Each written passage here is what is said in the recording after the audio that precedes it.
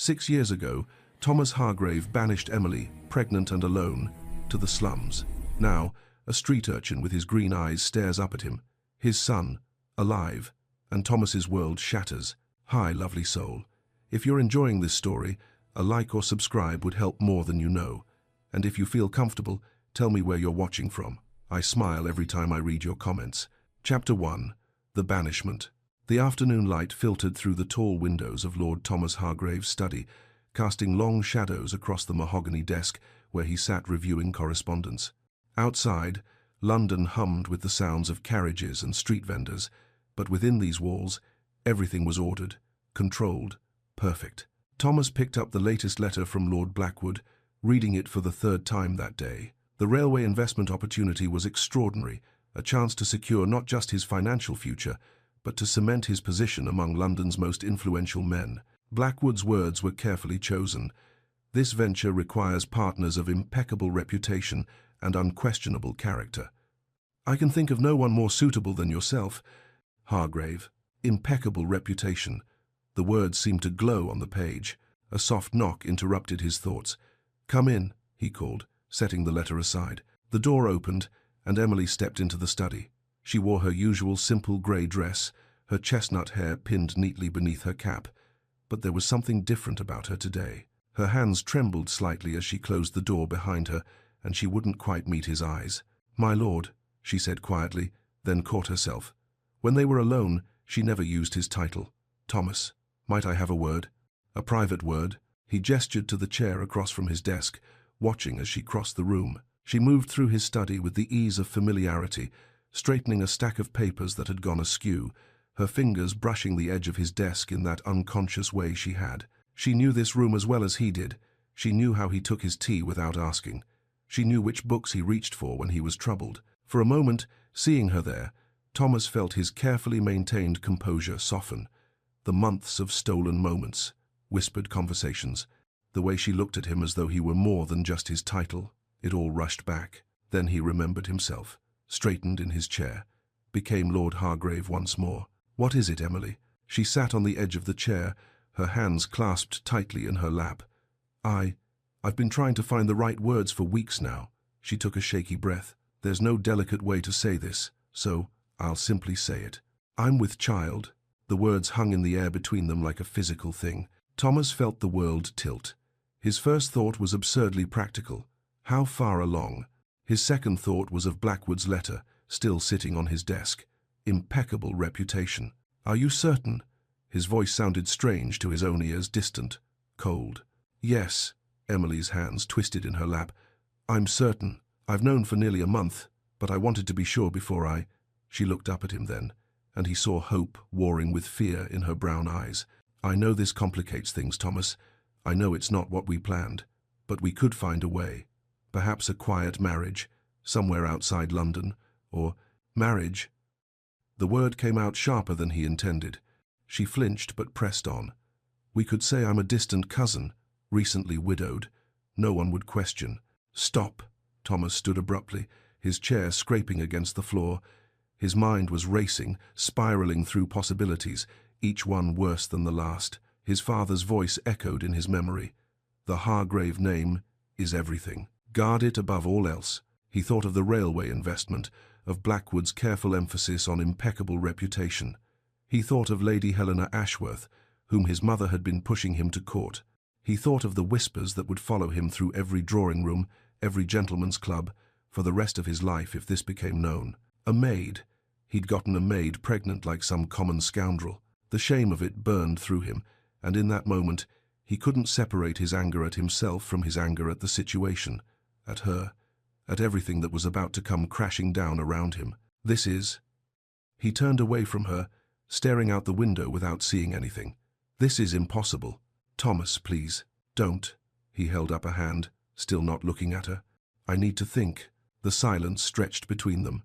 Emily remained in her chair, her breathing shallow, waiting. Thomas gripped the window frame, his knuckles white, his mind a battlefield where pride and conscience fought for dominance. He thought of his father, dead these 5 years, who had drilled into him the importance of the family name, the weight of their position. He thought of his mother, who would look at him with such disappointment. He thought of the scandal, the whispers, the knowing looks, and beneath it all, quieter but insistent, he thought of Emily. The way she laughed at his terrible jokes, the way she'd taught herself to read better simply because he'd lent her books, the softness in her eyes when she looked at him, as though he were worthy of being loved. But that quiet voice was drowned out by the roar of fear and shame. "You'll have to leave," he said finally, his voice flat. Behind him, Emily made a small sound, not quite a gasp, not quite a sob. "Leave," she repeated. "Thomas, I don't understand. I thought—" "You thought what?" He whirled to face her and saw her recoil from whatever she saw in his expression. "That I would throw away everything my family has built? That I would become a laughingstock? I thought you cared for me," her voice cracked. "I thought what we had meant something to you. What we had was a mistake." The words came out like weapons, meant to wound, meant to drive her away before his resolve could crumble. "A moment of weakness that I deeply regret." Emily stood now, her face pale except for 2 spots of color high on her cheeks. "You don't mean that. Thomas, please, think about what you're saying. I've thought of nothing else since you walked through that door." His voice rose, fury and fear tangling together. "Do you understand what this would do to me? To my family's name? I'm about to enter a business partnership worth more than you could earn in a lifetime, and it requires—" He stopped himself, but too late. "Requires what?" Emily's voice was quiet now, dangerous. "An impeccable reputation." The way she said it, with such bitterness, made something twist in his chest. But he pushed it down, buried it beneath layers of self-preservation and pride. "Get out," he said coldly. "Take your shame and leave my house. I'll provide a sum enough to see you through, but I never want to see you again. Do you understand? Never. I loved you." The words were barely a whisper. "I thought you loved me." Thomas said nothing. He couldn't. If he spoke now, if he acknowledged the truth in her words, everything would fall apart. So he remained silent and watched as understanding slowly dawned in her eyes. "I see." Emily's voice was hollow now, all the hope drained from it. "I was such a fool. Emily, don't." She held up a shaking hand. "Don't say my name. Don't pretend there's any kindness left in you." She moved toward the door, her movements stiff, mechanical. "I'll be gone within the hour." "Wait." Thomas reached into his desk drawer, pulled out a small leather purse. He set it on the desk between them. £3. It's all I can spare without raising questions." Emily stared at the purse as though it were a serpent. £3, she repeated flatly. "For 6 years of service. For—" She pressed a hand to her stomach. "For your child.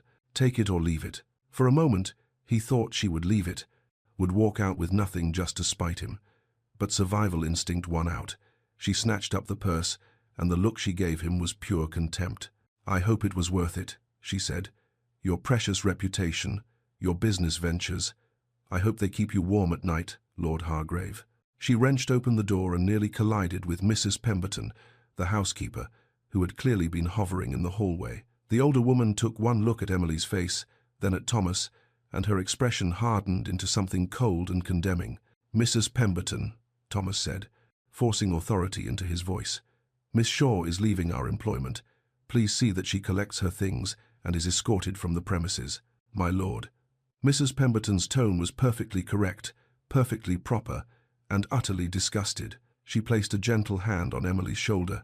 "Come along, dear. Let's get you sorted." Emily allowed herself to be led away, but at the threshold, she turned back one last time. "I'll tell your child you died," she said. "It will be kinder than the truth."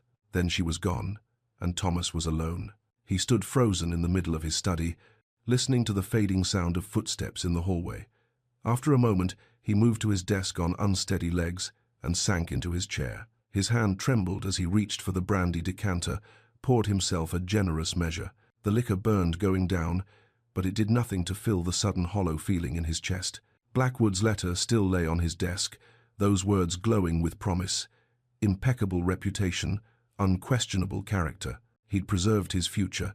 He'd protected the Hargrave name. He'd made the only sensible choice. So why did he feel as though he'd just destroyed something infinitely precious?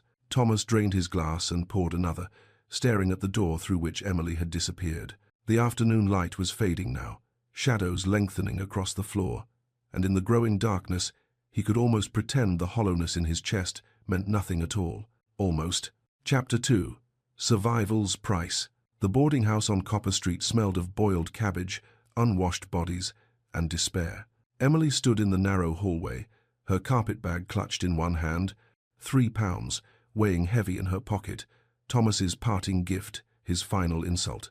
The landlady, a wizened woman with suspicious eyes, had quoted her 6 pence a week for a bed in a shared room. 6 weeks of shelter, then. 6 weeks to find work, to figure out how to survive in a world that had no place for a pregnant woman, with no husband and no references. "Well?" the landlady demanded. "You taking it or not? I've got 3 other girls wanting that bed." Emily forced herself to nod. "I'll take it." The room she was shown to held 4 narrow beds crammed so close together there was barely space to walk between them. The walls were thin enough that she could hear a baby wailing in the next room, and beneath that, a man's angry voice, slurred with drink. The window was cracked, stuffed with rags that did little to keep out the November cold. This was her world now. Emily set her carpet bag on the bed that would be hers and sat down carefully. The mattress was thin, lumpy, and smelled of mildew. Through the wall, the argument next door was escalating, punctuated by the sound of something breaking. The baby's cries grew more frantic. She wrapped her arms around herself, suddenly and violently cold in a way that had nothing to do with the temperature. How did I get here? But she knew. She knew exactly how. 14 years old, standing in the kitchen of Hargrave House for the first time. Everything had seemed so grand, so impossibly clean and orderly. Her mother had gripped her shoulders, looked her straight in the eye. "Keep your head down and your virtue intact, Emily. That's how you survive in a great house. The moment you forget that, you're lost." Emily had nodded solemnly, not fully understanding. She'd been so young, so naive, so certain that hard work and good behavior would be enough. She hadn't counted on green eyes and a kind smile, hadn't counted on stolen moments in the library, on whispered conversations that made her feel seen, truly seen, for the first time in her life, hadn't counted on love, or what she'd mistaken for it. A door slammed somewhere below, jolting Emily back to the present. One of her roommates had returned a girl who looked barely older than Emily herself, her face hard, despite her youth. "New, are you?" the girl asked, not unkindly. "First rule, keep your valuables on your person. Second rule, don't ask questions. Third rule, mind your own business and expect everyone else to mind theirs." "Thank you," Emily managed. The girl shrugged and threw herself onto her own bed, asleep within minutes despite the noise surrounding them. Emily lay down fully clothed, pulling the thin blanket up to her chin. The cold seeped through the walls, through the floorboards, into her very bones. In the next room, the baby had finally quieted, but now she could hear a woman coughing, deep and rattling. She pressed her hand against her stomach, still flat, still showing no sign of the life growing within. "I'll find a way," she whispered into the darkness. "I promise you, I'll find a way." The next 3 days were a lesson in humiliation. Emily tried the big houses first, the ones that might need a scullery maid or a laundress, but without references, without anyone to vouch for her character, the housekeepers turned her away before she could even finish explaining. One took in her neat appearance, her proper speech, and narrowed her eyes suspiciously. "What's a girl like you doing without references?" she demanded. "What did you do to get dismissed?" Emily had no answer that wouldn't make things worse. She tried the factories next, the textile mills that were always looking for workers. But the foreman took one look at her, really looked, and she saw recognition dawn in his eyes. He could tell, somehow, perhaps something in the way she carried herself, or perhaps he'd simply seen too many desperate women to be fooled. "Can't use you," he said flatly. "Come back after the baby," as though it were that simple. By the 4th day, Emily's £3 had dwindled to £2.08. The boarding house took its weekly due. Food, cheap as she tried to keep it, still cost money. And winter was coming, proper winter, the kind that killed people in the slums. She was standing outside a bakery, breathing in the warm scent of bread she couldn't afford, when a voice spoke behind her. "You're new to Copper Street." Emily turned to find a woman watching her, perhaps 50 years old, with iron-grey hair and a face lined by hard years but not unkind. She wore a simple dress and apron, both worn but scrupulously clean, and carried a basket of laundry. "I am," Emily admitted warily, remembering her roommate's advice about minding her own business. "Thought so. I know all the regulars." The woman studied her with shrewd eyes. "You're in trouble." It wasn't a question. Emily's hand moved instinctively to her stomach, and the woman's expression shifted not to judgment, but to something like recognition. How far along? There seemed little point in lying. 3 months, perhaps, maybe 4. And the father? Gone. The word came out bitter. He's dead to me. The woman nodded slowly, as though this confirmed something she'd already suspected. I'm Mrs. Dawson. I run a laundry service from my rooms 2 doors down from the boarding house. It's hard work, and the pay is barely enough to keep body and soul together, but it's work. And I don't ask questions. Emily felt something loosen in her chest. Hope, dangerous and fragile. I'm a hard worker. I can sew. Can you keep up with piecework? Mending, mostly. Some sewing. My eyes aren't what they were, and I've more work than I can handle. Yes, I can do that. Mrs. Dawson shifted her basket to her other hip. Come round tomorrow morning, early. We'll see how you manage. But I'll tell you now, girl, this won't be easy. The work is endless, and the pay is barely enough. You'll ruin your hands and strain your eyes, and at the end of it, you'll still be poor. But I'll survive, Emily said quietly. My baby will survive. Something flickered in Mrs. Dawson's eyes, pain, old and deep. Yes, she said, you'll survive. I'll make certain of it. Mrs. Dawson's rooms were cramped and steamy, filled with the smell of soap and the heat from constantly boiling water. But they were clean, and the work, while backbreaking, was steady. As the days turned into weeks, Emily learned Mrs. Dawson's story in fragments, offered during brief rests between loads of laundry. I had a daughter once, Mrs. Dawson said one afternoon, her hands never stopping their work. Pretty thing, clever, caught the eye of a merchant's son. He promised her the world, and she believed him. Emily's hands stilled on the shirt she was mending. She was 16 when she got pregnant. He denied it, of course. Said she was a liar and a whore. My girl. She didn't survive the birth. The baby neither. Mrs. Dawson's voice was matter-of-fact, but her hands trembled slightly. So, you'll survive, Emily Shaw. You'll survive because I'll make certain of it. I couldn't save my daughter, but I can help you. Emily's throat tightened. I don't know how to thank you. Don't thank me. Just survive. That's thanks enough. As winter deepened and Emily's condition became harder to hide, they worked out a system. Emily would take in mending and sewing that could be done in her room, away from prying eyes. Mrs. Dawson would claim the work as her own, collecting payment and passing most of it on to Emily. What will you tell people? Mrs. Dawson asked one evening. When the baby comes, people will ask questions. Emily had been thinking about this for weeks, turning it over in her mind during the long hours of sewing. I'll tell them, my husband died, that I'm a widow, and when the child asks about his father, Emily's hand moved to her stomach, feeling the first flutter of movement beneath her palm. Life, real and undeniable. I'll tell him his father was a good man who loved us. I'll tell him, her voice caught. I'll tell him that his father died before he was born, but that he would have been proud, that he had his father's eyes. It was a lie, but it was a kind lie, a protective lie. Her child would never know the truth that his father had turned them away, had chosen reputation over love, had valued £3 more than their lives. That's wise, Mrs. Dawson said quietly. Children don't need to carry their parents' sins. Late that night, long after Mrs. Dawson had gone to bed, Emily sat by candlelight in her corner of the shared room, mending a gentleman's shirt. Her fingers moved automatically, the stitches small and even despite the dim light. Her roommates snored around her, and outside, the slums settled into their restless nighttime rhythm. She paused in her work, pressing one hand to her stomach. The baby moved beneath her palm, stronger now, more insistent. Real. You are wanted, Emily whispered into the darkness. Whatever else happens, whatever hardships we face, you need to know that. You are wanted. You are loved. She bent back to her work, her eyes stinging with tears she refused to shed. Thomas Hargrave had made his choice. He'd chosen his pristine reputation, his business ventures, his comfortable life. But she would make a different choice. Every day, every stitch, every coin earned, it was all a choice.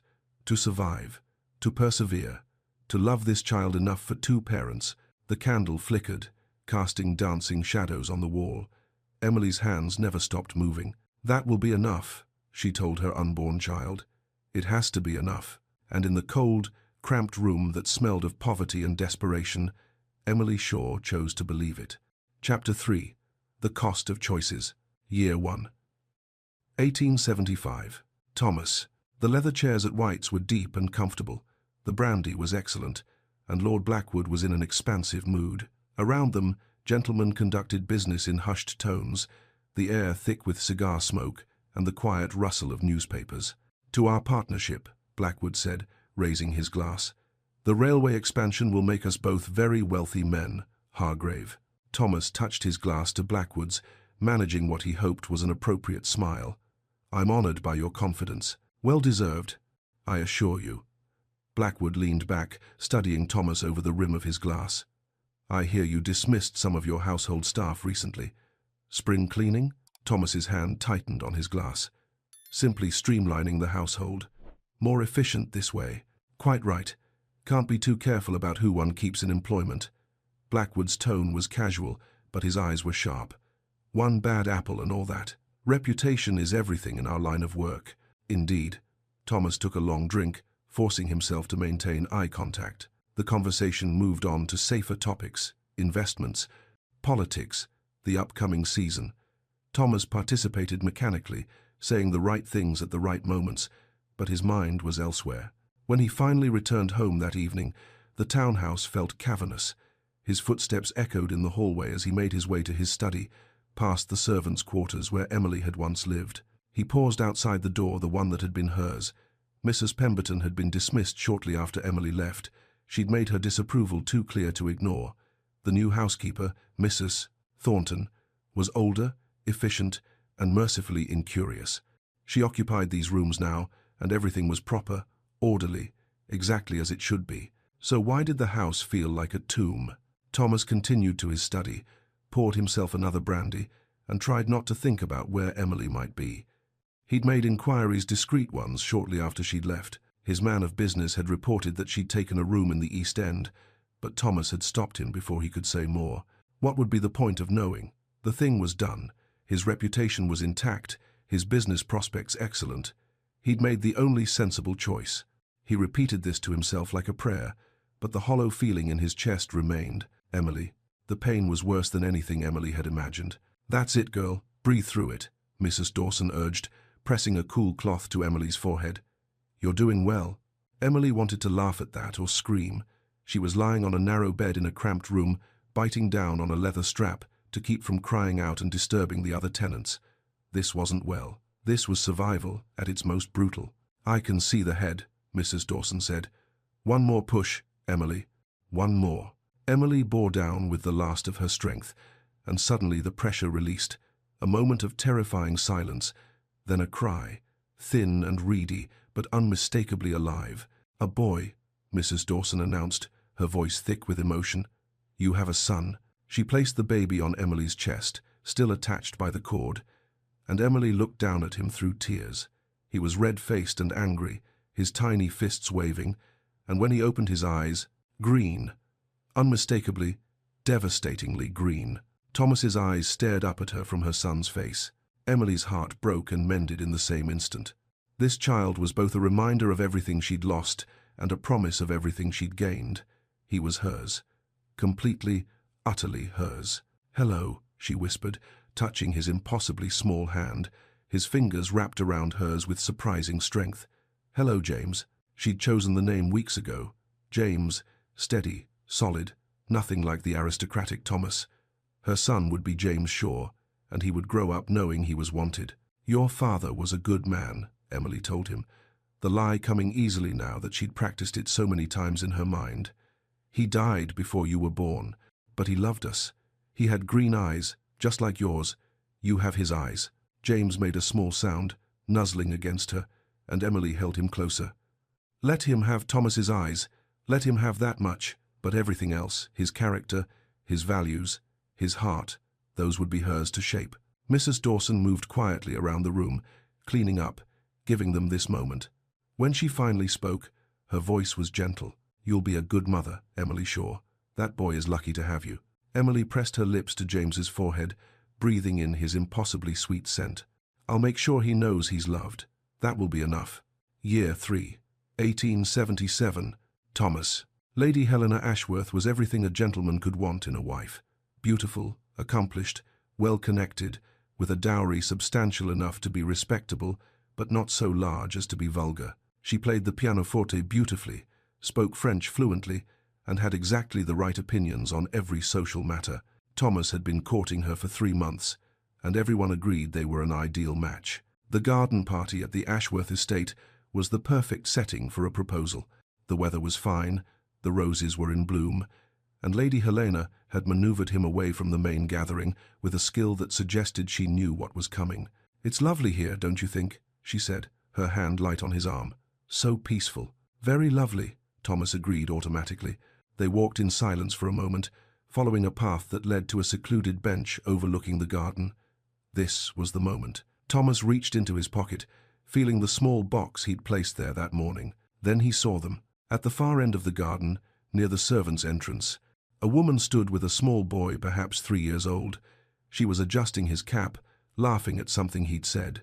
The boy reached up to touch her face, and she caught his hand and kissed it. The tenderness of the gesture struck Thomas like a physical blow. His child would be 3 years old now. Perhaps a girl with Emily's soft brown eyes, or a boy with Lord Hargrave? Thomas realized he'd stopped walking. Lady Helena was looking at him with concern, and his hand had gone slack on her arm. "Are you quite well? You've gone pale." Thomas's throat felt tight. "Forgive me. I'm not feeling well. Perhaps something I ate." The concern in Lady Helena's eyes shifted to something else, disappointment, perhaps, or suspicion. She was no fool. She'd certainly noticed that while he'd been an attentive suitor, he'd never been an ardent one. "Of course," she said, her tone cooling slightly. "Shall I call for your carriage? I think it best if I return to London. I have some business matters that require attention." It was a transparent excuse, and they both knew it. But Lady Helena was too well-bred to call him on it. She simply inclined her head and allowed him to escort her back to the house. Thomas left within the hour. By the time he reached his country estate, the sun was setting, and he was alone with his thoughts, a state he'd been avoiding for 3 years. That night, he learned that Lady Helena had accepted an offer from Lord Pemberton. The news came with knowing looks and whispered speculation about the peculiar Lord Hargrave, who seemed strangely reluctant to settle down. Let them whisper. What did it matter? Emily. Mr. Davies was a kind man. That was the first thing Emily had noticed about him when she'd started buying her provisions from his shop 2 years ago. He always added a little extra to her order, an extra apple for James, a bit more cheese than she'd paid for. Small kindnesses that made a difference when every penny counted. He'd started asking her to walk with him on Sunday afternoons 6 months ago. Nothing improper, always in public, always respectful. He'd met James and treated the boy with genuine warmth, teaching him to identify different types of produce, slipping him treats when he thought Emily wasn't looking. "He's a bright lad," Mr. Davies had said more than once. "Credit to you." Now, on a mild spring evening, they stood outside his shop after closing, and Mr. Davies was clearing his throat nervously. "Miss Shaw, Emily, I hope you won't think me presumptuous, but I've grown very fond of you, and of young James. I know your circumstances aren't easy, and I would be honored if you would consider becoming my wife." Emily had known this was coming. She'd seen it in the way he looked at her, the increasing frequency of his small kindnesses. Part of her had been preparing for this moment, weighing the practical benefits. Security for James, a father figure, respectability, a real home instead of cramped rooms above a laundry. These were not small things. But as she looked at Mr. Davies's hopeful face, Emily realized something. She didn't love him.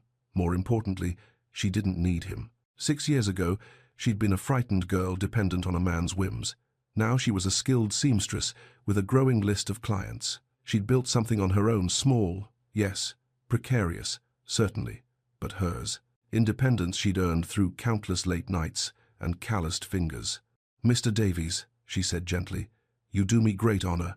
You're a good man, and you've been kind to James and me. But I can't accept." His face fell.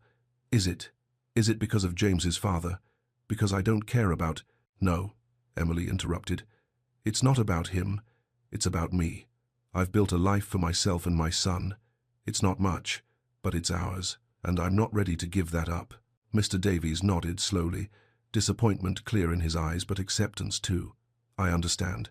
If you ever change your mind, you're a good man, Mr. Davies. You deserve someone who can love you the way you deserve." That evening, Mrs. Dawson found Emily in her usual corner, sewing by lamplight while James slept nearby. "Heard Mr. Davies proposed," Mrs. Dawson said without preamble. "Heard you turned him down. News travels fast. In this neighborhood, always." Mrs. Dawson settled into her chair with a grunt. "Still carrying a torch for him? The father?" Emily's hands stilled on her work. She thought about it honestly. Did she still love Thomas? The sharp pain of his betrayal had dulled to a distant ache. She rarely thought of him anymore, except when she looked at James's green eyes. "No," she said finally. "I'm carrying a torch for myself, for what I've built.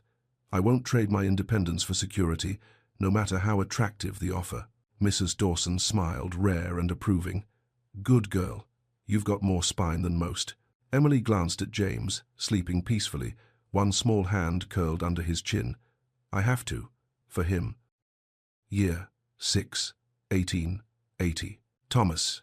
The christening was interminable. Thomas stood in the church, holding his friend Westbrook's newborn son, and felt as though he were drowning. The baby, barely a month old, was so impossibly small, so fragile. His tiny hand wrapped around Thomas's finger with surprising strength, and Thomas felt something crack open inside his chest.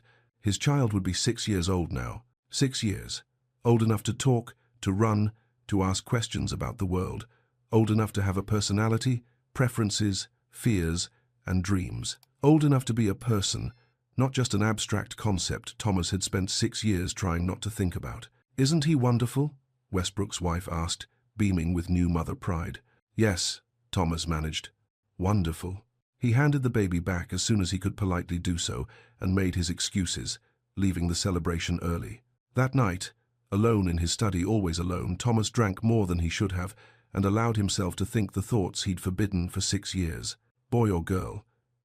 Emily had been 3 months along when he'd sent her away. His child would have been born in, he calculated, late spring or early summer of 1875. 5 years, 5 months old. No, 6 years, almost 6.5 years now. He could find out. He had the resources.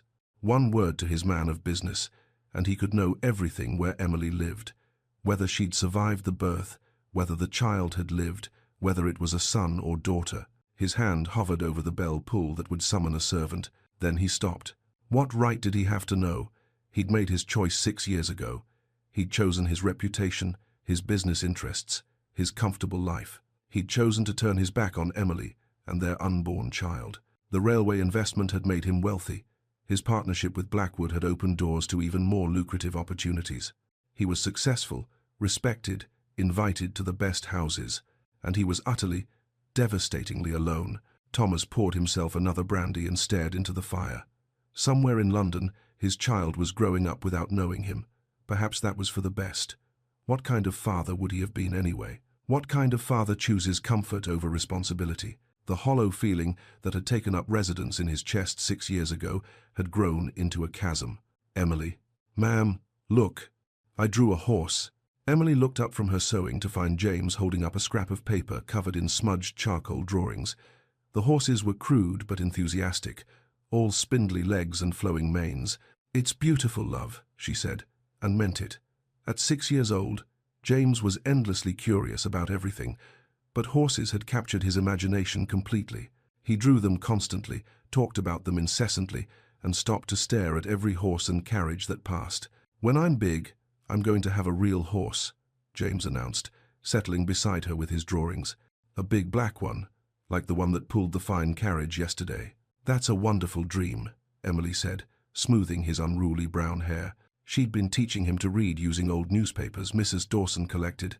James had taken to it immediately, his quick mind soaking up words and sounds with ease that delighted Emily and occasionally unnerved her. He was so bright, so hungry for knowledge. What opportunities might he have had if... No, she wouldn't think about that. James's circumstances were what they were, and she would make the best of them. "Ma'am?" James looked up at her with those devastatingly green eyes. "Why don't I have a papa like the other boys?" The question came periodically, more frequently as James grew older and more aware of what he was missing. Emily had her answer prepared, practiced until it came smoothly. "Your papa loved us very much," she said, pulling James onto her lap. "But he's watching over us from heaven. He died before you were born." "What was he like?" He was. He was handsome and clever. He had green eyes, just like yours, and he would have been so proud of you. James considered this, then seemed to accept it as he always did. But Emily noticed the way he watched other fathers and sons in the street, the longing in his eyes, the questions he didn't ask. That night, after James had fallen asleep, Emily sat by the window of their small room, looking out at the sleeping city. Somewhere out there, Thomas Hargrave was living his comfortable life, probably never thinking about the son he'd abandoned. Did he ever wonder? Did he ever lie awake at night and calculate how old his child would be? Did he feel even a fraction of the regret he should feel? Emily told herself she didn't care. She'd built a good life for herself and James without him. They had a roof over their heads, food on the table, and each other. That was enough.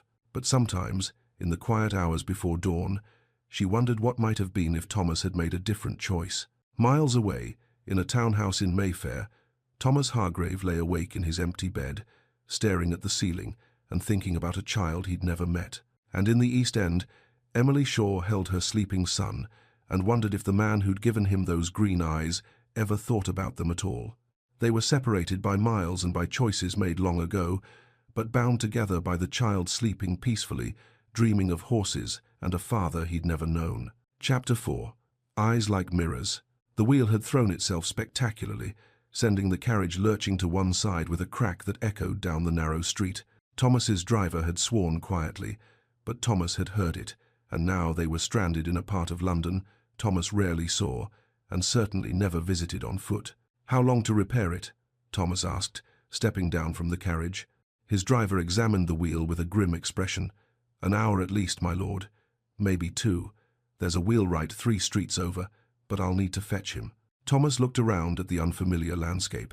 They were near the docks, having just concluded a meeting about shipping investments. The business meeting had been in a respectable establishment, but the carriage had carried them deeper into the East End before the wheel gave way. "Go," Thomas said. "I'll wait here." "My lord, perhaps you should wait in the carriage." "I'll be fine. Go." The driver hurried off, leaving Thomas standing on a corner that felt like another world entirely. The street pulsed with life, raucous, chaotic, overwhelming.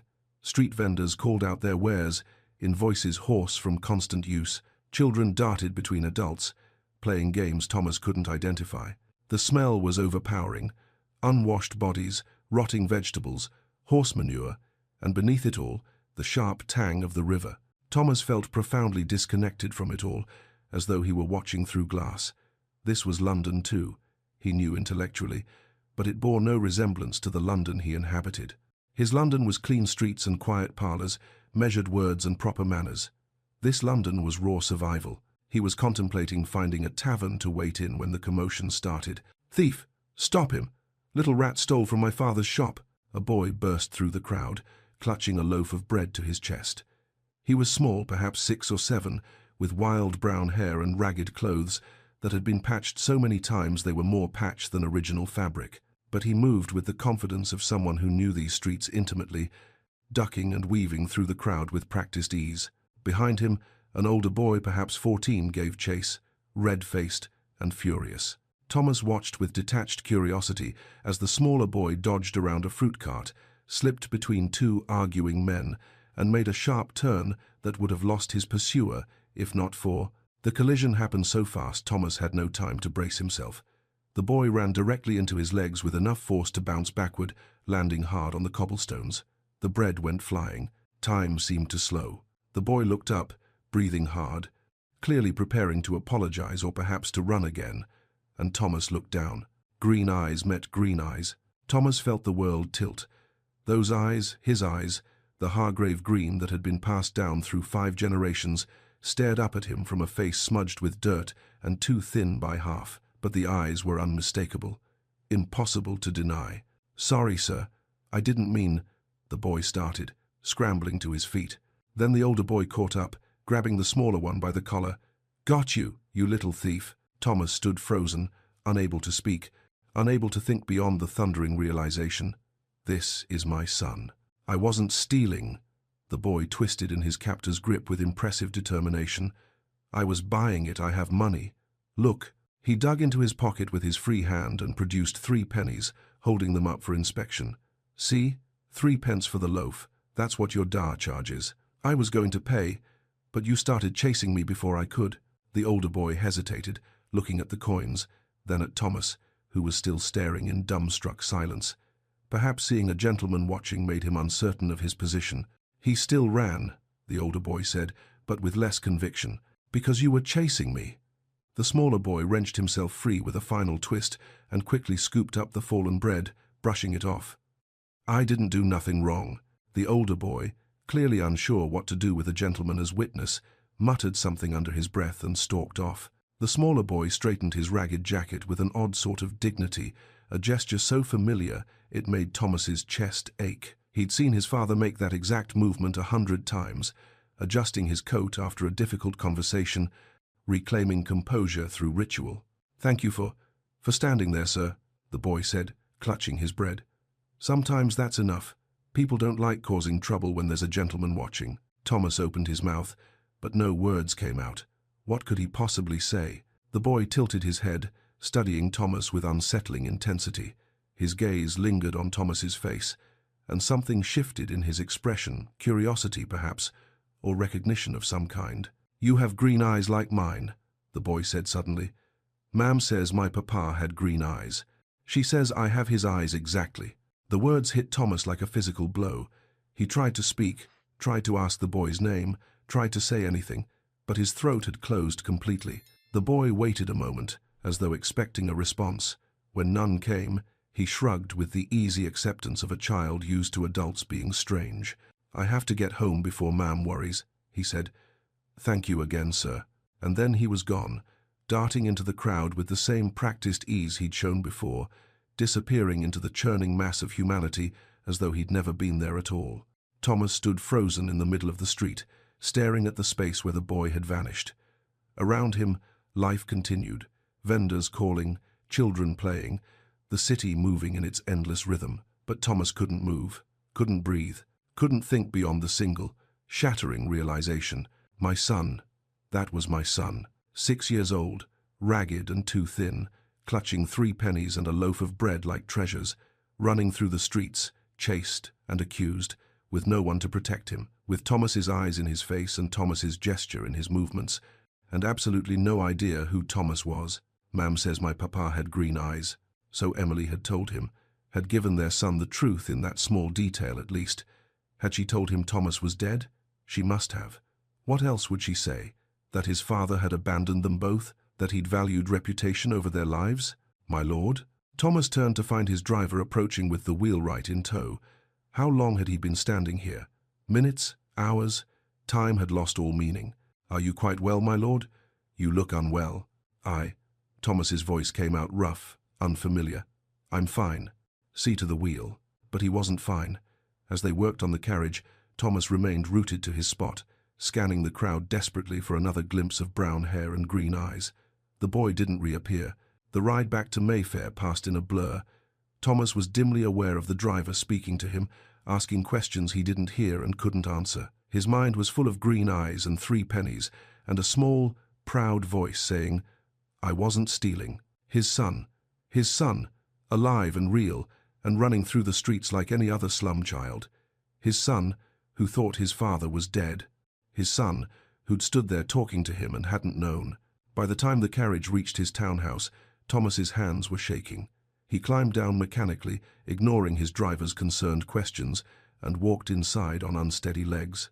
In his study, he poured himself brandy with trembling hands and collapsed into his chair. The amber liquid sloshed over the rim of the glass, but he didn't notice. For 6 years, Thomas had managed not to know. He'd kept his son abstract, theoretical, a choice he'd made that he didn't allow himself to examine too closely. He'd refused to find out if Emily had survived, if the child had lived, if it was a boy or a girl. He'd built walls around that part of his past and pretended it didn't exist. But now he knew. Now he'd seen. Green eyes in a thin face, his father's gesture in a child's movements, 3 pennies clutched like a fortune, the odd dignity of a boy who'd done nothing wrong defending himself to an accuser. "You have green eyes like mine." Thomas set down his glass before he dropped it. His whole body was shaking now, trembling with the weight of what he'd seen, what he'd done, what he'd lost. Somewhere in the slums of London, his son was going home to Emily with a loaf of bread, and neither of them knew that Thomas had finally seen what he'd been running from for 6 years. The carefully constructed denial that had allowed Thomas to live with himself shattered completely, leaving him sitting alone in his comfortable study, surrounded by the trappings of success that suddenly meant nothing at all. My son, Thomas thought, and the hollowness in his chest became a chasm that threatened to swallow him whole. Chapter 5. Watching from the shadows. Thomas didn't sleep that night. He lay in his bed staring at the ceiling, seeing green eyes every time he closed his own. When dawn finally broke, he abandoned any pretense of rest and dressed quickly, his hands still unsteady. He had to know. He had to see them again. By mid-morning, Thomas found himself back in the East End, standing on the corner where his carriage had broken down the day before. In the daylight, the streets looked different, less threatening perhaps, but no less foreign. He felt conspicuous in his fine coat and polished boots, but no one paid him much attention. Gentlemen occasionally ventured into these areas on business, after all. Thomas approached a street vendor selling roasted chestnuts, an older man who seemed to have a permanent station on the corner. "Excuse me," Thomas said, keeping his voice casual. "Yesterday there was a boy here, brown hair, about 6 years old. He ran into me. Do you know him?" The vendor squinted up at Thomas, assessing. "Might do. Why are you asking?" Thomas had prepared for this. "He dropped something. I'd like to return it." The lie came surprisingly easily. The vendor's expression softened slightly. "Sharp lad. That one. Lives with his mam above the laundry on Copper Street." He pointed down a narrow lane. "Emily Shaw. Good woman. Works herself to the bone for that boy. You'll find them there most days." Thomas's heart stopped at hearing her name spoken aloud. Emily Shaw. She'd kept her maiden name then. Or perhaps she'd taken a false married name to avoid scandal and then simply stopped using it. Either way, she was alive. They were both alive. "Thank you," Thomas managed, pressing a coin into the vendor's hand, far too much for the information, but he didn't care. "You're generous?" "Sir," the vendor said, pocketing the coin with a knowing look. "But if you're thinking what I think you're thinking, tread careful. Miss Shaw's had enough troubles without—" "I mean them no harm," Thomas interrupted. "I simply wish to return what was lost." Another lie. Or perhaps not. Perhaps he did want to return something, though what he'd taken couldn't be given back with mere words or money. Thomas found Copper Street easily enough. It was narrow and shabby, the buildings leaning toward each other as though for support. The laundry was on the ground floor of a particularly worn structure, steam visible through the windows even from the street. He stationed himself across the road, partially hidden in the doorway of an abandoned shop, and waited. He didn't have to wait long. Within an hour, Emily emerged. Thomas felt his breath catch. She looked older, of course she did. 6 years had passed, but the changes went deeper than mere age. She was thinner, her face showing the sharp edges of someone who'd known real hunger. Her dress was shabby but clean, carefully mended in multiple places. Her hair, once glossy chestnut, was pulled back severely, showing threads of premature grey. But she moved with purpose, with strength he didn't remember from before. This wasn't the uncertain young maid who'd stood in his study 6 years ago.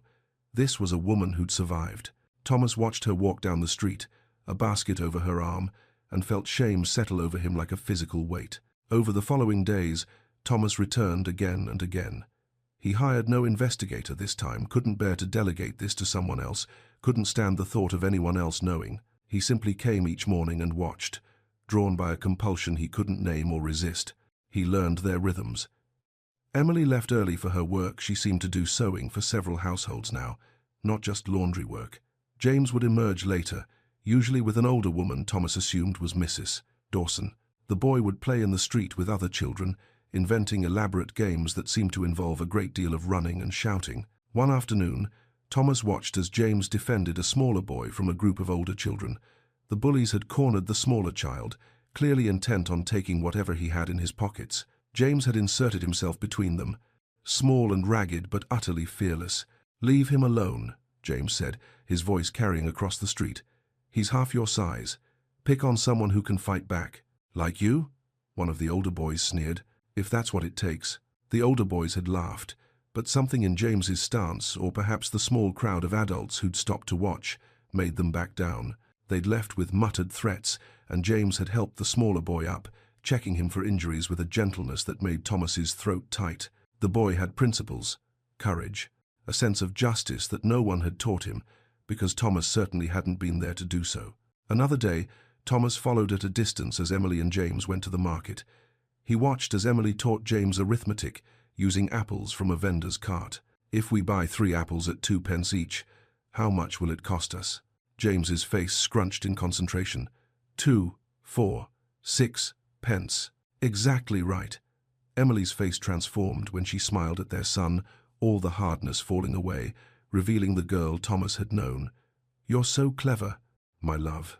"Can we afford 6 pence for apples, ma'am?" "Today we can. Mrs. Henderson paid me for the dress I finished, and she gave me a little extra." James beamed and carefully selected 3 apples, examining each one with the seriousness of someone making an important decision. Thomas watched them walk away together, Emily's hand on James's shoulder, the boy chattering about something that made Emily laugh. They were poor, desperately so, by the standards Thomas knew, but they weren't defeated. There was joy there, small and hard-won, but real. He'd denied them this. He could have given them comfort, security, a life where Emily didn't have to choose between apples and other necessities, where James didn't have to defend smaller children because no one else would, where neither of them had to struggle simply to survive. The guilt was crushing, but Thomas couldn't stop watching, couldn't stop trying to see who his son was, who Emily had become, what their lives looked like without him. The pivotal moment came on the 5th night. Thomas had been watching Emily's building at dusk, unable to make himself leave, when he noticed the ground floor window was open to catch the evening breeze. He moved closer, staying in the shadows, and could see directly into their small room. Emily was tucking James into bed, a narrow mattress in the corner, patched blankets pulled up to his chin. She sat beside him, a battered book in her hands, and began to read. Thomas couldn't make out the words, but he could see James's face rapt, engaged, occasionally interrupting with questions. After she'd finished reading, James said something Thomas couldn't quite hear, but he saw Emily's expression shift, saw pain flash across her face before she smoothed it away. Her voice, when she answered, was steady and clear enough to carry through the open window. "He would have been so proud of you." Thomas understood. James had asked about his father. Again. And Emily had lied kindly, protectively, to spare their son the truth. "He would have been so proud of you." Thomas backed away from the window, his vision blurring. He made it to a nearby alley before his legs gave out. He leaned against the wall, sliding down until he was sitting on the filthy ground, and for the first time in 6 years, he wept. Silent tears at first, then great shaking sobs that he muffled against his arms. He cried for the years he'd lost, for the son he didn't know, for Emily's strength and the lies she had to tell. He cried for his own cowardice, for the choice he'd made and the price they'd paid. "He would have been so proud of you." But Thomas wasn't proud. He was ashamed, devastated, destroyed by the reality of what he'd thrown away. When he finally composed himself enough to stand, his fine coat was filthy and his face was wet. He stumbled home through the darkening streets, seeing nothing, knowing only that he couldn't continue like this, watching from the shadows, too much a coward to face what he'd done. Mrs. Dawson had noticed the gentleman on the 3rd day. She said nothing to Emily, not yet, but she watched him watching, saw the way he stared at their building, at Emily when she passed, at James when he played in the street. She noted his fine clothes, his obvious discomfort in the neighborhood, the desperate look in his eyes. She'd seen that look before, years ago, in different circumstances, but she recognized it.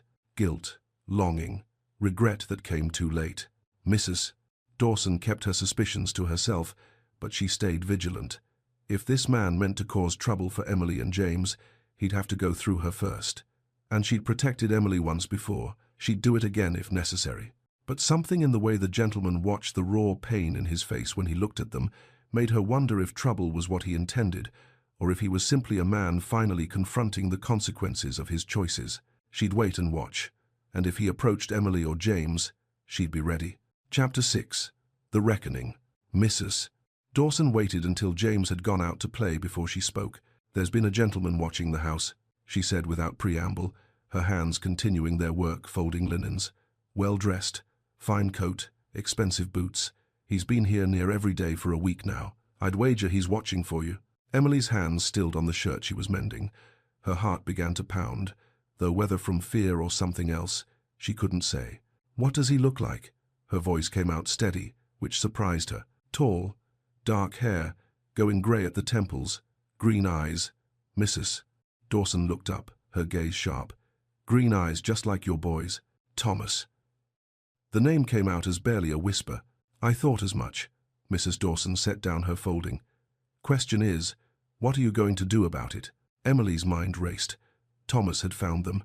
After 6 years of silence, of building a life without him, of telling James stories about a father who died loving them, Thomas had found them, and he'd been watching like a coward, from the shadows, too afraid to face what he'd done. Something hardened in Emily's chest.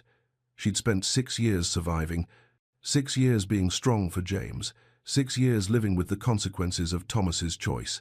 She wouldn't wait passively for him to decide what happened next. Not anymore. I'm going to find him, Emily said, standing. I won't have him lurking about, watching us like some spectre. If he wants something, he can face me directly. Mrs. Dawson nodded approvingly. I'll watch James. You take as long as you need. Emily changed into her best dress, still shabby, still mended, but clean and presentable. She pinned her hair carefully and looked at herself in the small mirror. 6 years had changed her. She wasn't the frightened girl who'd stood in Thomas's study, begging him to reconsider. She was a woman now, hardened by necessity, strengthened by survival. She was ready. Emily found him the next evening, exactly where Mrs. Dawson said he'd be, across the street from their building, standing in the shadow of a doorway as though he had any right to be there. She didn't hesitate. She marched across the street, her footsteps sharp on the cobblestones, and stopped directly in front of him. I know you've been watching us, she said, her voice cutting through the evening air. What do you want? Thomas startled, clearly caught off guard. In the fading light, Emily could see he looked terrible, haggard, hollow-eyed, as though he hadn't slept properly in days. Good, let him suffer even a fraction of what she'd endured. Emily, he stopped, seemed to struggle for words. I saw him, our son. I saw him and you what? Emily's voice was sharp as glass. Suddenly remembered we existed? It's been 6 years, Thomas. 6 years. I know it has, and he reached toward her, then stopped himself. Can we speak somewhere? Privately? No. The word came out flat, final. You don't get to come into my home. You gave up that right 6 years ago, when you threw us out of yours. Thomas flinched as though she'd struck him. Then perhaps we could walk? Please, Emily, I need to speak with you. Emily wanted to refuse, wanted to turn her back on him the way he'd turned his back on her, but she thought of James, of his endless questions about his father, and knew this conversation had to happen eventually. Fine, she said. We'll walk along the Thames, but make it quick. I have work to finish tonight. They walked in tense silence through the darkening streets until they reached the embankment. The river stretched out before them, dark and sluggish, reflecting the last rays of sunset. Other people walked nearby, couples, workers heading home, but none close enough to overhear. Thomas spoke first, his voice hesitant and raw. When I saw him, when I looked into his eyes and saw... He stopped, swallowed hard. I can't stop thinking about him, about you, about what I did. What you did, Emily repeated, her voice cold. Let me tell you about what you did, Thomas, since you seem to need reminding. Do you know what the first winter was like? I was pregnant, alone, terrified. I had £3 to my name, your generous parting gift. I slept in a room with 4 other women, and I could hear rats in the walls at night. I was so cold I thought I might not survive until morning. Emily, I'm not finished. Her voice rose, 6 years of pain and anger finally finding release. I worked until my hands bled. I went hungry, so I could save money for when the baby came. I gave birth on a narrow bed with only one person to help me, biting down on leather so I wouldn't scream and disturb the other tenants. And every single day, every single moment of suffering, I thought about you in your comfortable townhouse, living your comfortable life, having chosen your reputation over us. I'm sorry. Thomas's voice broke. I know those words aren't enough. You're right. They're not. Emily turned to face him fully, and in the dim light, she saw tears on his face. She felt nothing. You want to know about your son. His name is James. He's 6 years old, and he's asked about you every single day of his life. Every day, Thomas. And every day, I've had to invent a story about a father who loved him but died before he was born. I made you a hero in his eyes, so he wouldn't have to know the truth that his father was a coward who couldn't stand the thought of scandal. I was a coward. Thomas's facade was crumbling now, tears flowing freely. I was terrified of scandal, of disappointing my family, of losing everything I thought mattered. But none of it, his voice caught. None of those reasons justify what I did to you. To him, to us. Emily felt something shift inside her chest. Not forgiveness, not yet, perhaps not ever, but something. Recognition, maybe, that this broken man in front of her was genuinely suffering, that his regret, at least, was real. "Why are you here, Thomas?" she asked, quieter now. "After 6 years, why now? What do you want?" Thomas met her eyes, and the raw pain in them was almost too much to bear. "I want to know him. I want to provide for you both. I want to try to be what I should have been 6 years ago, a father to my son.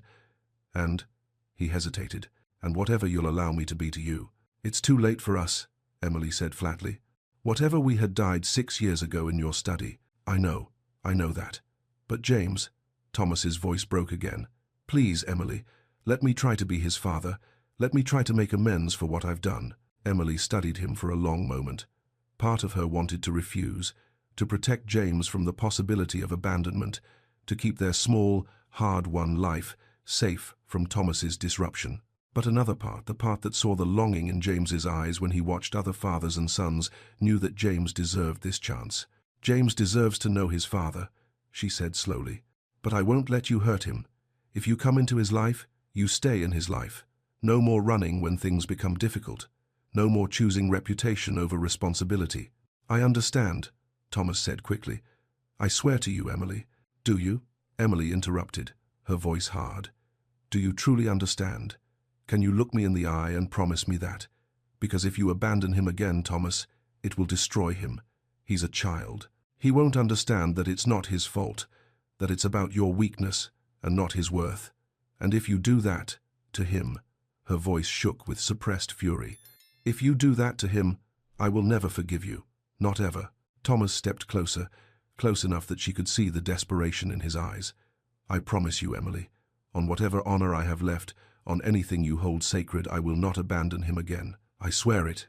Emily searched his face, looking for any sign of doubt, any hint of the man who'd turned them away 6 years ago. What she saw instead was genuine anguish, deep regret, and something that looked almost like determination. She'd become good at reading people in the past 6 years.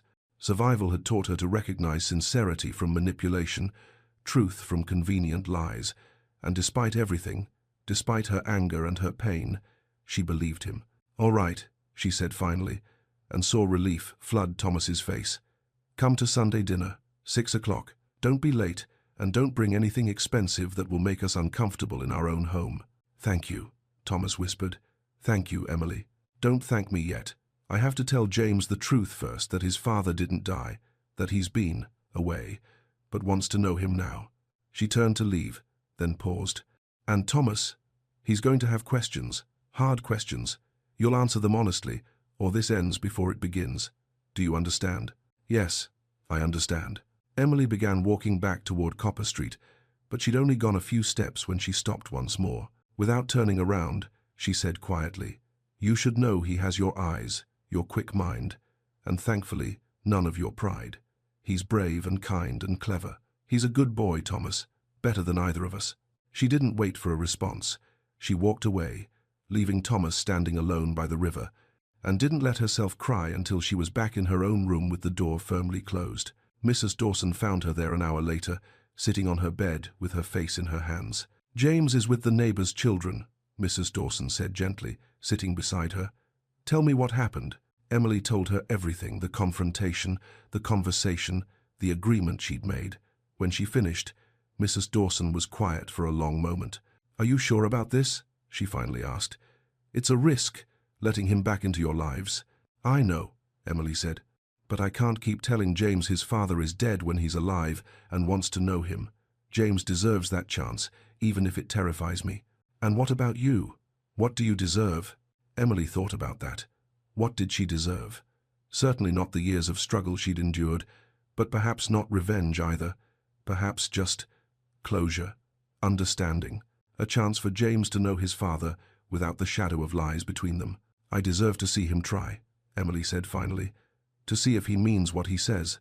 And if he fails," she lifted her chin, "then at least James will know I tried to give him a father, and Thomas will know exactly what he's thrown away. Again, Mrs. Dawson squeezed her hand. You're stronger than I was, Emily Shaw. My daughter never got the chance to confront her child's father. You've given him the truth, and now we'll see what he does with it. Emily nodded, but inside, she was trembling. Sunday was 3 days away. 3 days to figure out how to tell James that everything she'd told him about his father was a lie. 3 days to prepare for Thomas Hargrave to enter their small, carefully built world. 3 days to hope she wasn't making the biggest mistake of her life. Chapter 7. Fragile Beginnings and Old Threats. Emily waited until the afternoon to tell James. She'd rehearsed the words 100 times, but now, facing her son's trusting green eyes, they all felt inadequate. James, love, come sit with me. I need to tell you something important.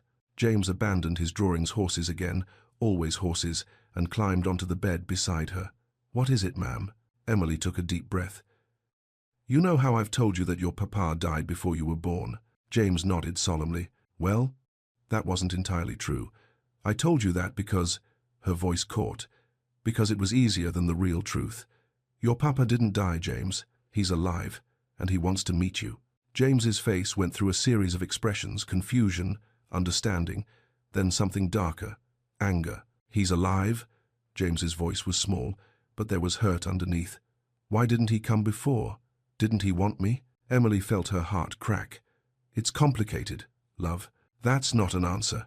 James stood up, his small hands balled into fists. You said he loved us. You said he would have been proud of me. Were those lies too? James, I don't want to meet him. James's voice broke. If he didn't want to come before, I don't want him now. But even as he said it, Emily could see the war in his eyes, the hurt battling with desperate hope, the anger fighting with longing. He did want to meet his father. He just didn't want to be hurt again. He's coming to dinner tonight, Emily said quietly. At 6 o'clock. You don't have to talk to him if you don't want to. But I think you should give him a chance. James didn't answer. He went back to his drawings, but Emily noticed he didn't draw horses anymore. He drew nothing at all. Thomas arrived precisely at 6, clutching a package wrapped in brown paper. Emily opened the door before he could knock, her face carefully neutral. He knows, she said quietly. He's not happy about it. Thomas nodded, his own face pale. I understand. James sat at the small table, staring at his empty plate with fierce concentration. He didn't look up when Thomas entered. Hello, James, Thomas said softly. Silence. Thomas set the package on the table. I brought you something. I made it myself. Despite his determination not to care, James's eyes flickered to the package. Slowly, as though against his will, he reached out and unwrapped it. Inside was a wooden horse, beautifully carved, with a flowing mane and delicate features. It was clearly made with skill and care, hours of work evident in every detail. James stared at it, his hands trembling slightly. Emily could see the battle on his face. He wanted it so badly, but accepting it felt like betraying his anger. You can keep it even if you hate me, Thomas said quietly. It's yours regardless. James picked up the horse, running his fingers over the smooth wood. It's nice, he whispered finally. Then, looking up at Thomas for the first time, where have you been? The bluntness of the question made Emily wince, but Thomas met James's eyes steadily. I made a terrible mistake, he said. When your mother told me about you, I was scared. I thought about what people would say, about scandal, about my reputation, and I chose those things over you and your mother. I sent you away, and I've regretted it every day since. Why didn't you come sooner then? Because I was a coward. I told myself it was better for you if I stayed away, but really, I was just afraid to face what I'd done. Are you rich? James asked, his tone accusatory. Yes. So we could have had food and warm clothes and a nice house, but you didn't want us to. Thomas flinched. Yes, that's exactly right. The honesty seemed to surprise James. He'd clearly expected excuses, justifications. The stark admission of guilt disarmed him slightly. I love horses, James said abruptly, changing the subject. I noticed your drawings, Thomas said, gesturing to the papers scattered nearby. They're very good. Have you seen real horses? Not just cart horses, but proper ones. I have. I keep several at my estate. Would you? Thomas hesitated. Would you like to see them sometime? James's eyes lit up despite himself. Really? Really. Whenever you'd like. The dinner that followed was stilted, awkward, but not hostile. James asked more questions, some innocent, some designed to wound. Thomas answered all of them honestly, never making excuses, never trying to minimize his failures. By the end of the evening, James hadn't forgiven Thomas, but he'd accepted the horse, and when Thomas said goodbye, James offered a tentative, "See you tomorrow?" that made Thomas's eyes suspiciously bright. "If that's all right with your mother," Thomas said, looking at Emily. Emily nodded once, and Thomas left with something that looked almost like hope on his face. Over the following weeks, Thomas became a fixture in their lives. He came every day after his business concluded, bringing small gifts, books, art supplies, sweets that James shared with the neighborhood children. He took James to see the horses, and Emily came along, watching as Thomas lifted James onto a gentle mare. The boys' delighted laughter filled something inside Emily she hadn't realized was empty. In the evenings, Thomas would read to James adventure stories that had the boy hanging on every word. Emily would sew in the corner, listening, watching her son slowly open up to his father. It wasn't perfect.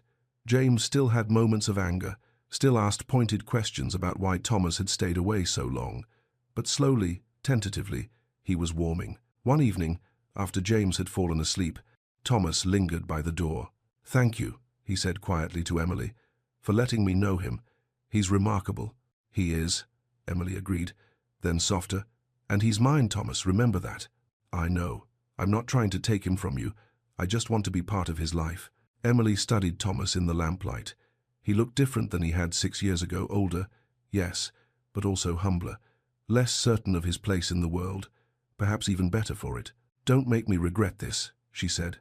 "I won't, I promise." Emily wanted to believe him.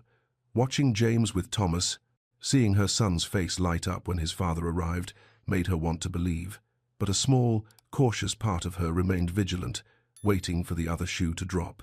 It dropped 3 days later. Thomas arrived at the gentlemen's club for what he'd thought was a routine meeting, only to find Lord Blackwood waiting with a smile that didn't reach his eyes. "Hargrave, good of you to come." "Blackwood." Thomas took the offered seat, unease prickling at the back of his neck. "I've been hearing interesting rumors," Blackwood said, swirling his brandy. "About a street urchin. About visits to the slums. My business partners and I have invested significantly, based on your reputation, Hargrave. Imagine my concern when I hear such whispers." Thomas's blood ran cold. "I don't know what you're referring to." "Don't insult my intelligence." Blackwood's voice hardened. "I have investigators. The boy is 6 years old, interesting timing that. And the mother, Emily Shaw, formerly Emily Shaw, your maid, dismissed rather suddenly 6 years ago." Thomas said nothing. What could he say? "Here's what's going to happen," Blackwood continued. "There's a new railway expansion opportunity in Manchester, highly lucrative. You're going to withdraw your interest in it, let me take the lead position, and this unfortunate situation remains private. Or," he paused for effect, "or I ensure every drawing room in London knows about your bastard son." Thomas felt the familiar fear grip him, the same fear that had made him turn Emily away 6 years ago. Scandal, ruin, social death. "I need time to think," he managed. "You have 24 hours. Choose wisely, Hargrave." Thomas left the club in a daze, Blackwood's words echoing in his head. By the time he reached home, his old instincts had taken over. Protect yourself. Protect your position. Minimize the damage. He spent the night calculating. He could give Emily a substantial sum, enough to buy a house in Cornwall, or even book passage to America. James could attend a good school, have a comfortable life, be free from the stigma of illegitimacy, and Thomas could maintain his place in society. It was generous, really. Practical. The best solution for everyone. He repeated this to himself until he almost believed it. The next afternoon, Thomas arrived at Emily's with his proposal carefully prepared. "I've been thinking," he began, "about James's future, about what's best for him." Emily looked up from her sewing, immediately wary. "What do you mean?" "I've secured a sum of money, substantial, enough for you to buy a house in the countryside, Cornwall perhaps, or even passage to America. James could attend a good school, have opportunities he'll never have here." Emily's hands stilled. Her face went very pale, then flushed with color. "What brought this on? I want to provide for you both." "What brought this on?" Each word was sharp as a knife. Thomas hesitated, and that hesitation told Emily everything she needed to know. "Someone found out," she said flatly. "Someone knows about us, and you're trying to make us disappear again. It's not like that. It's exactly like that. Emily stood, her voice rising. So, when it becomes difficult, you banish us again. When it threatens your precious reputation, we're disposable again. I'm trying to protect you both. From what? From scandal? From embarrassment? No, Thomas. Her voice shook with fury. You're trying to protect yourself. From the next room, James had gone very still, listening to every word. Emily, please, if you'd just listen. Get out. Her voice was deadly quiet now, which was somehow worse than the shouting. I was a fool to trust you. You haven't changed at all. Emily, you made me a promise. Now she was shouting, tears streaming down her face. You looked me in the eye and swore you wouldn't abandon him, and at the first sign of trouble, here you are. Trying to send us away with money like that makes it acceptable. She moved toward him, and Thomas backed toward the door. Get out of my home. Get out and don't come back. Please, just let me explain. Emily physically pushed him, her hands against his chest, toward the door. Get out. Get out. Get out. Thomas stumbled into the hallway. The door slammed behind him, and he heard Emily's sobs through the thin wood, followed by Mrs. Dawson's voice, comforting. In the room, James sat frozen, clutching the wooden horse Thomas had made him. He'd heard everything, every word. He understood now. His father was ashamed of him. When it mattered, Thomas had chosen his reputation again. That night, James crawled into bed with Emily, something he hadn't done since he was very small. I don't need a papa, ma'am, he whispered. We're fine, just us. We've always been fine. Emily held him tightly, her heart shattering. I'm so sorry, love. I'm so sorry. Miles away, Thomas stood in his study, staring at himself in the mirror, the same mirror where he'd stood 6 years ago after sending Emily away. The same coward looked back at him. He poured himself brandy but found he couldn't drink it. He set the glass down and sank into his chair, head in his hands. What kind of man was he? At the first test, he'd failed again. He'd promised Emily he wouldn't abandon James, and he'd lasted barely 3 weeks before trying to send them away. He thought of James's bright laugh, the way he'd said "Papa" so tentatively, the trust that had been slowly building. Gone now, destroyed by Thomas's cowardice. He thought of Emily's strength, her willingness to give him a chance despite everything he'd done to her, and he'd betrayed that trust again. And he thought of Blackwood, of society, of reputation, the things he'd chosen over his family. Twice, the choice crystallized in Thomas's mind with sudden, painful clarity. He could have his comfortable life, his business partnerships, his place in society, or he could have his soul. He could not have both. For 6 years, he'd chosen comfort, and it had cost him everything that mattered. The question was, would he make the same choice again? Thomas sat in the darkness of his study, and for the first time in his life, truly understood what it meant to be at a crossroads. One path led back to safety, respectability, and the hollow emptiness he'd lived with for 6 years. The other led somewhere terrifying and uncertain but real. He had until tomorrow to decide who he wanted to be. Chapter 8. The Public Reckoning. The Ball. The Bellingham Ball was the pinnacle of the social season, a glittering affair where London's elite gathered to see and be seen, to conduct business in silk-lined corners, to secure advantageous marriages and profitable partnerships. The ballroom blazed with 1,000 candles, crystal chandeliers casting prismatic light across jewels and polished floors. Thomas Hargrave arrived late, dressed impeccably in black evening wear, but something about him was different. His eyes, usually guarded and distant, were clear, determined. He moved through the crowd with the air of a man who had made a decision and would not be swayed from it. Lord Blackwood spotted him immediately and approached with a smile that didn't reach his eyes.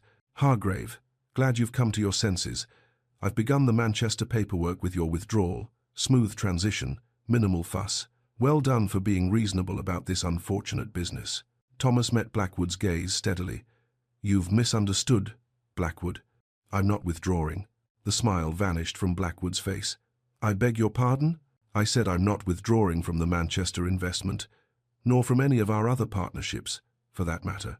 Blackwood's expression hardened. Then you understand the consequences? You understand what I'll be forced to do? I do. Thomas's voice was calm, almost serene. In fact, I'm counting on it.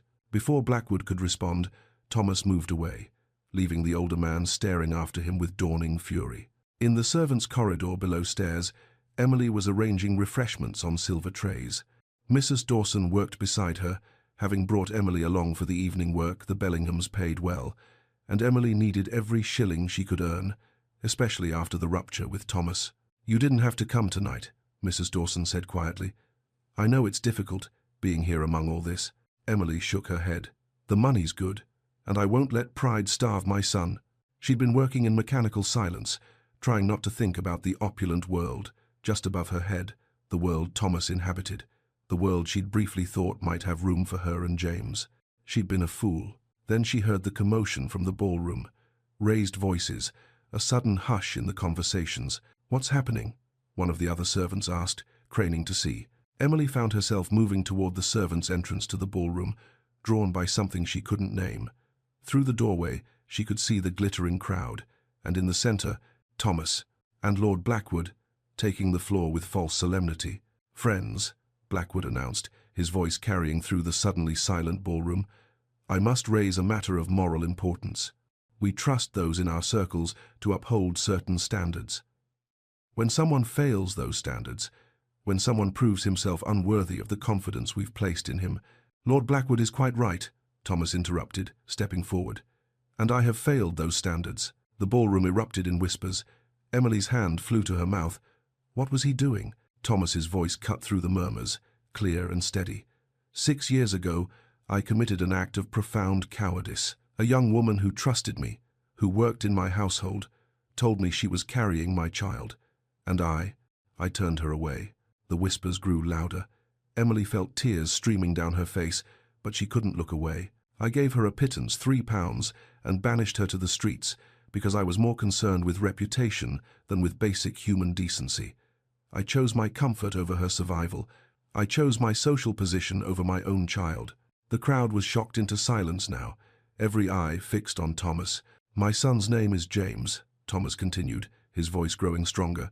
"He is 6 years old, bright, kind, and brave, everything I was not. His mother is Miss Emily Shaw, a woman of far greater character than I have ever possessed. She has raised our son in poverty while I lived in comfort. She has worked herself to exhaustion while I attended balls like this one. She has been both mother and father to a child I abandoned." Emily was sobbing now, her hand pressed to her mouth to muffle the sound. Mrs. Dawson had moved beside her, a steadying hand on her shoulder. "I do not seek your forgiveness or understanding," Thomas said, addressing the room at large. "I seek only to acknowledge them publicly and to make amends for the suffering I have caused. James is my heir. He will inherit my estate, my titles, and my name if he chooses to accept them. As for your business ventures, Lord Blackwood," he turned to face the older man directly, "I withdraw from all partnerships with you, not because you forced me to, but because I choose my son over profit. I choose my family over business." He turned back to the crowd, and Emily could see the emotion in his face, raw, unguarded, real. "Many of you are parents. You understand the love one feels for a child. I denied myself that love for 6 years out of pride and fear. I won't deny it any longer, regardless of the cost." The ballroom had erupted into chaos, shocked conversations, scandalized gasps, a few scattered murmurs that might have been approval. Blackwood's face was purple with rage. "You're a fool, Hargrave. You've destroyed yourself for a bastard and a—" "Finish that sentence," Thomas said, his voice dropping to something cold and dangerous, "and I will call you out. That woman is worth 100 of you, and that boy is my son. My son." The crowd didn't know how to react. Some faces showed disgust, others showed grudging respect. Most showed pure shock. The scandal would be talked about for years. Thomas walked through the crowd, which parted before him like water. He moved through the entrance hall, and then he stopped, turned. His eyes found the servants' corridor, where Emily stood frozen. For a long moment, they simply looked at each other across the distance that separated their worlds. Thomas crossed to her, heedless of the watching eyes.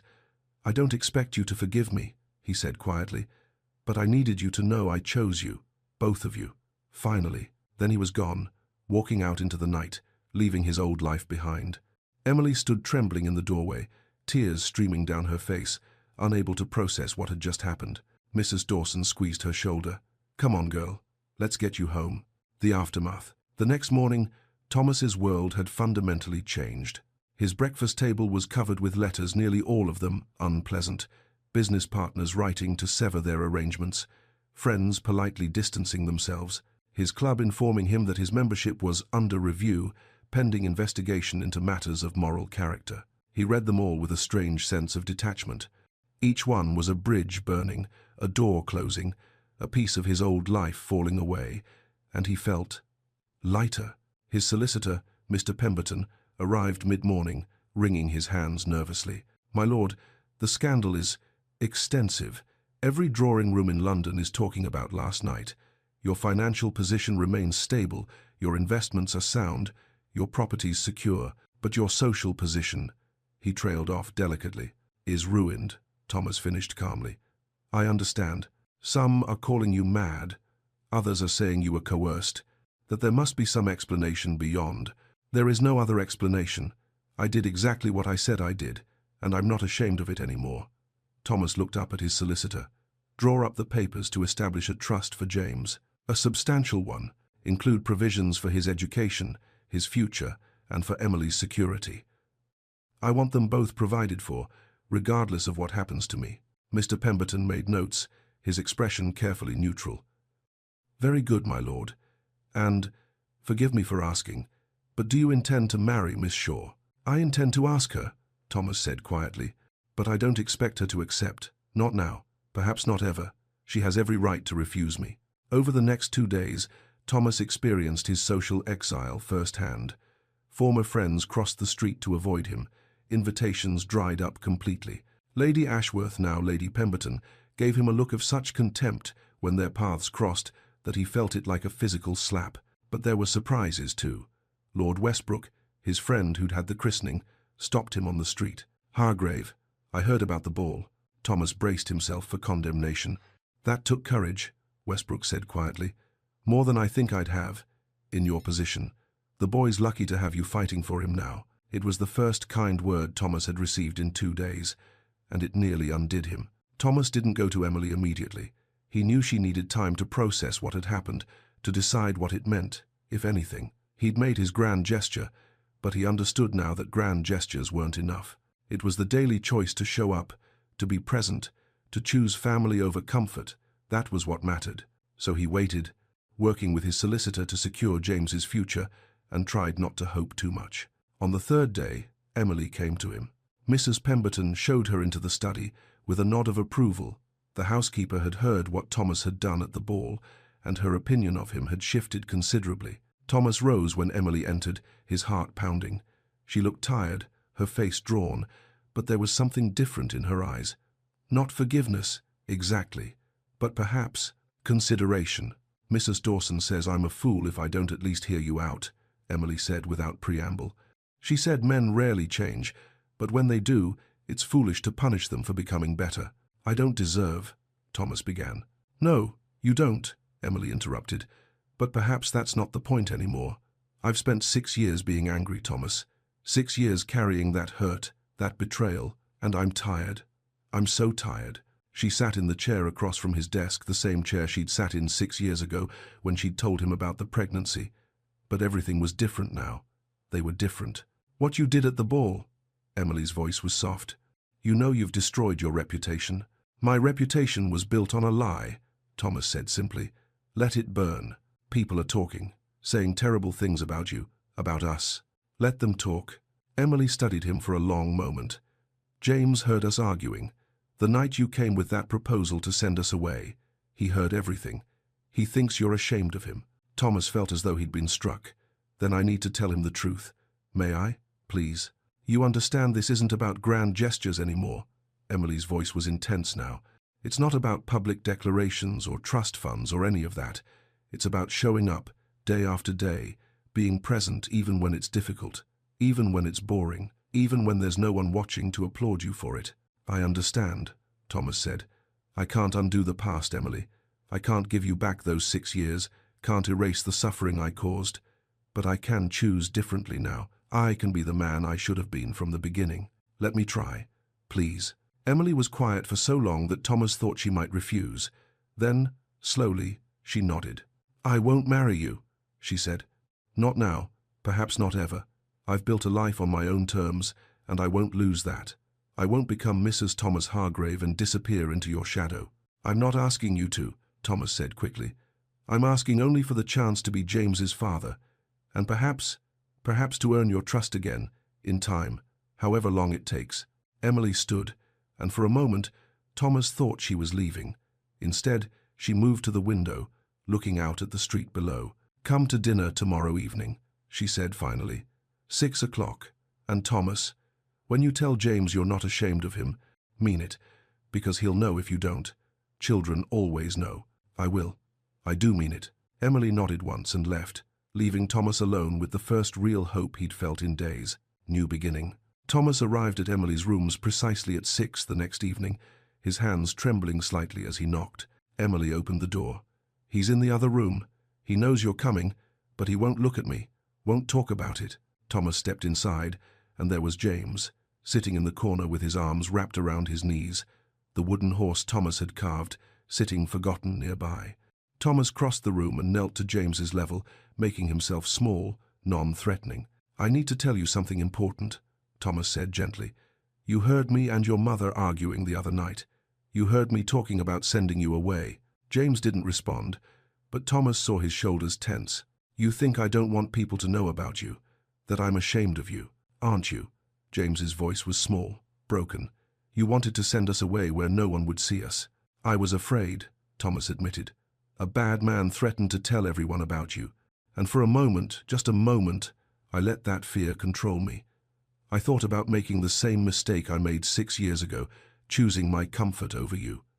But then I realized something." He reached into his coat and pulled out a newspaper, spreading it on the floor between them. The headline was bold and unmistakable. "Lord Hargrave acknowledges illegitimate hire." "Look at this," Thomas said. "See what it says? I stood up in front of everyone who matters in London society, everyone I was so afraid of 6 years ago, and I told them about you. I told them your name. I told them you're my son and my heir. I told them because I'm proud of you, James. I'm proud you're my son." James picked up the newspaper with trembling hands, staring at the headline. You told everyone?" "Everyone.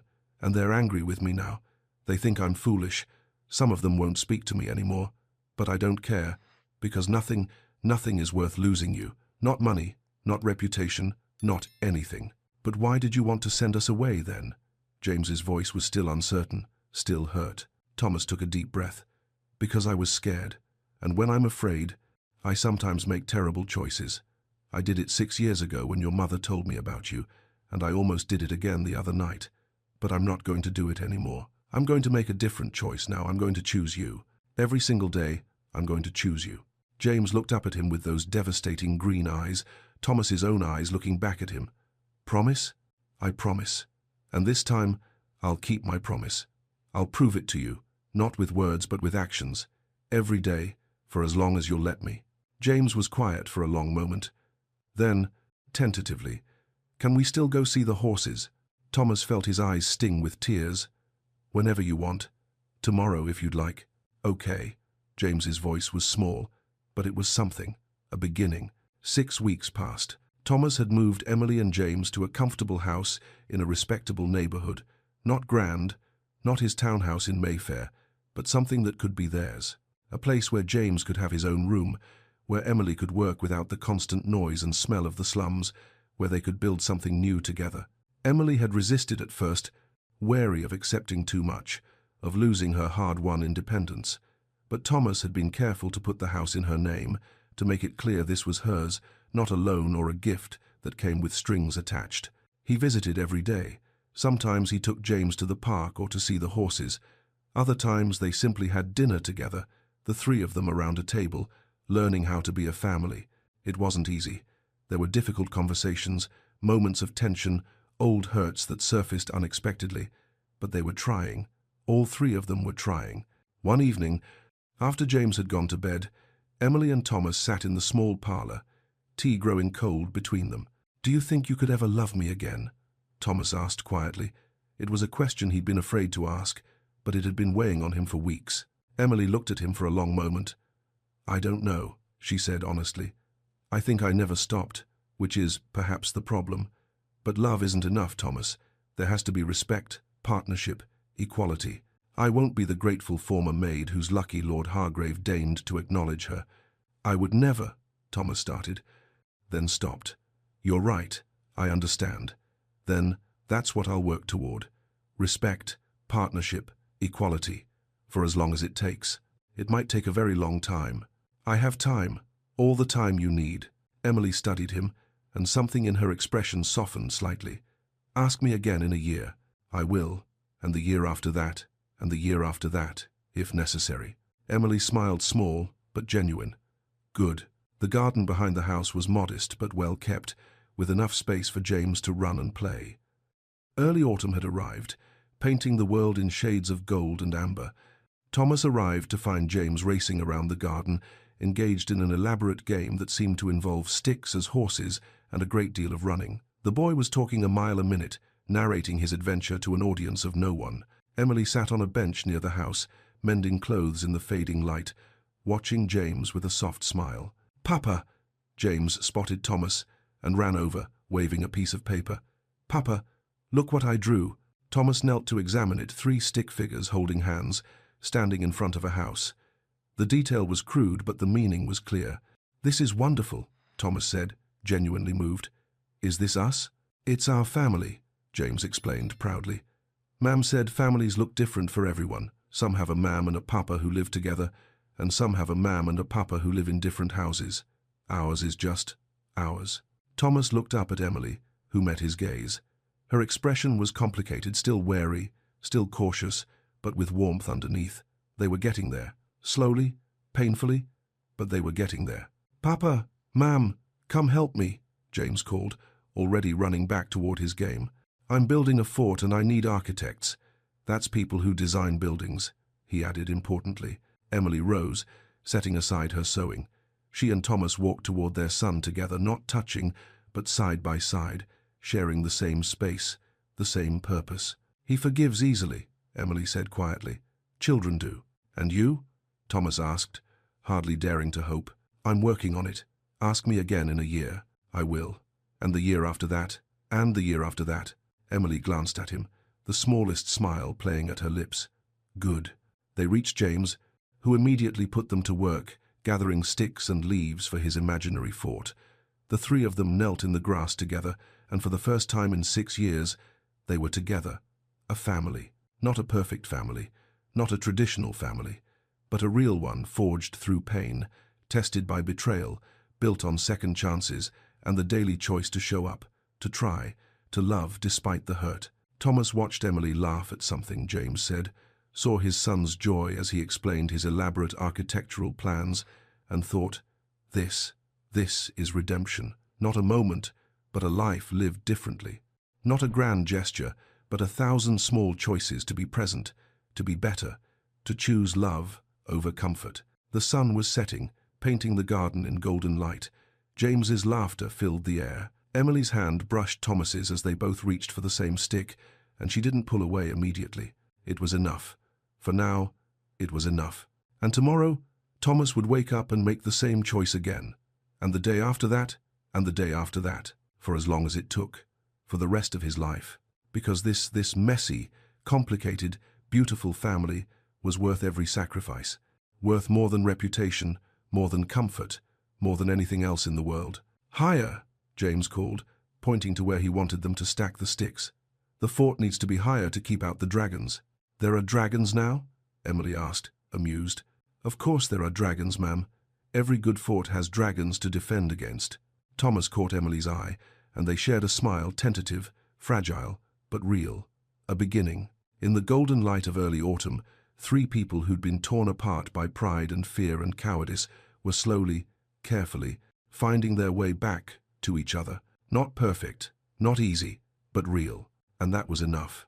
If this story of redemption, second chances, and the courage to choose love over pride touched your heart, I'd be so grateful if you'd take a moment to like this video and subscribe to Lyra's Romance Stories. Your support helps me bring more emotional historical romance tales to life. What did you think? Did Thomas deserve Emily's forgiveness? Could you relate to Emily's struggle between protecting her heart and giving James a chance to know his father? Share your thoughts in the comments below. I read every single one, and I love hearing your perspectives on these complex emotional journeys. If you enjoyed James's story and want more tales of Victorian romance, betrayal, and hard-won redemption, click the bell icon so you never miss a new story. And if you know someone who loves deeply emotional historical romances about flawed characters finding their way back to each other, please share this video with them. Stories like this remind us that it's never too late to choose differently, to be brave enough to face our mistakes, and to fight for the people we love. Thank you so much for spending this time with Thomas, Emily, and James. Their journey may have ended, but more stories of love, loss, and second chances await.